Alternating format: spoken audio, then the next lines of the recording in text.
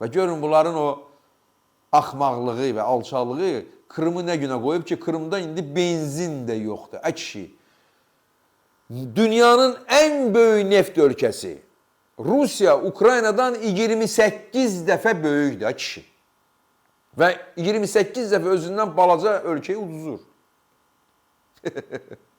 28 dəfə ondan balaca ölkə Rusiyanın Tuapsedan Peterburqa, Çibaksarıdan bilmirəm, Uralın o tərəflərinə qədər, hara istəsə də Permə qədər zərbə alır, dağılır.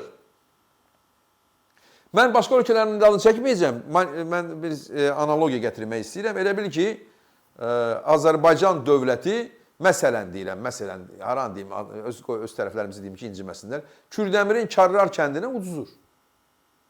Azərbaycan dövləti, ordusu, bütün iqtisadiyyatı ilə birlikdə. Çünki Azərbaycan Kürdəmirin Karrar kəndinə, o bizim kəndimizdə, mən sadəcə analogiya gətirirəm belə. Yəni, rəqəm analogiyası, hesab analogiyası gətirirəm. O, Azərbaycandan o kənd 28 dəfə balacadır. Təbii ki, o Azərbaycanla vuruşmaq fikri də ola bilməz də, düzdür. Bir saatlıq əməliyyatı necə orada lazım yerlərdə eləmişik. Düzdür? Düzdür.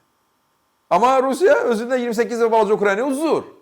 Hər ayda qorxu da alır onlar, şillə də alır, yumruq da alır hələ. Və indi dünyanın ən böyük neft ölkəsi qalıb benzinsiz. Təsəvvür gətirin, Uraldan tutmuş daha Krıma qədər. Ukraynanın nefti yoxdur, bütün yanacaq məntəqələrində benzin doludur. 92, 95, nə istəyirsən doludur. Necə? Hə? Ağıl və cəsarət. Zelenski, aktyor, şovmen və KGB-şnik Putin köhnə ştamplarla kələm almayacağım, alıma çıxdı. Mənlik deyir orada, çaxır almayacağım, şey almayacağım, qıraq bir-birinə dedim. Baxın görün Krım necə benzinsiz qalıb. Solovyovun bugünkü günü, baxın. Ну что, ребят, я до сих пор в Крыму. Не получилось у нас вернуться. Все вы знаете, наверное, историю с бензовозами. В общем, бензина в Крыму реально нет. Мы мониторили и сегодня даже объездили уже 15-20 заправок. Ну, просто нет бензина. Мы все обзвонили, все. Какие-то заправки вообще просто тупо закрыты, запакованы.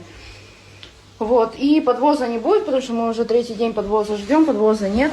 В общем-то, вот такой коллапс произошел. Ситуация help, ситуация SOS. Какие-то постапокалиптические еще моментики чувствуются такие, знаете, немножечко нервишки подшаливают, когда ты ищешь бензин, они такие только по талонам, а талоны выдают только там, ну, какие-то спецслужбы. Нервишки подшаливают. В общем, не можем никак выехать, потому что осталось 10 литров. Мы в Алуште остановились на несколько дней и, ну, точнее, каждый день продляем, потому что бензина нет. Maşınla arendaya götürüb gedirlər Krıma, indi benzin yoxdur, qalıblar Krımda. Gəzməyə gedirlər, savaş gedir, dava gedir, bunlar gedirlər Krıma gəzməyə, bunların başı çatmır, doğrudan çatmır. Krım bağlıdır, iki tərəfdən də, o körpüdən də keçmək mümkün deyilsə, yəni parom qalıb ortalıqda, biz orada nə böyük basa-bası var. Videolar çoxdur deyəni göstərəmirəm, həddən çox video var, amma birini göstərdim mən sizə. Zapravkalar özünüz görürsünüzsə, Facebookda baxda görəcəksiniz, bütün qabağı növbələrlə doludur, yəni ucu bucağı yox deyib.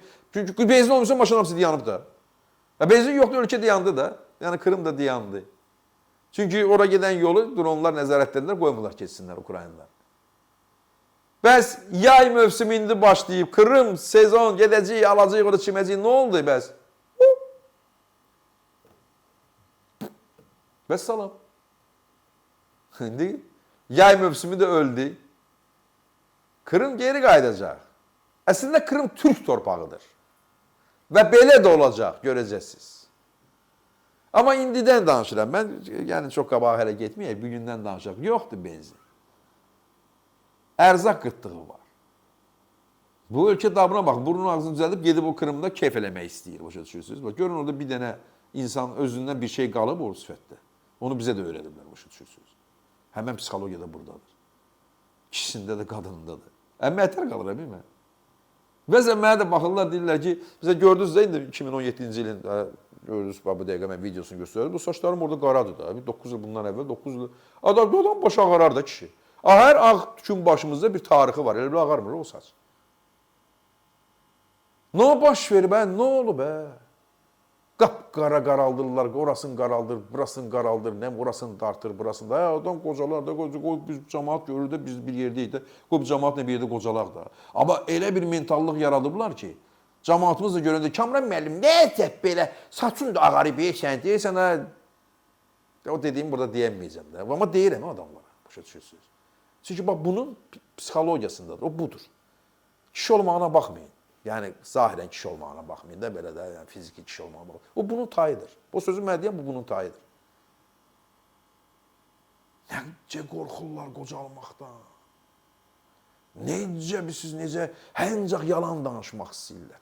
Ancaq xarici görünüş, nömrə, o ekshibisiyonizm. Yəni elə mən gedim arxada nömrəm bomba olsun. Niyə dalımı görsünlər, nə qəşəngəm mən. Denən ekshibisiyonizm deyil. O özüdür. Özüdür. Fakt və arqument. Ekshibisiyonizm xəstəlikdir. Yəni bir qadın arxasını böyüdürsə və bir kişi də arxasında gözəllik olsun deyənə rəqəmin dəyişirsə, o eyni şeydir.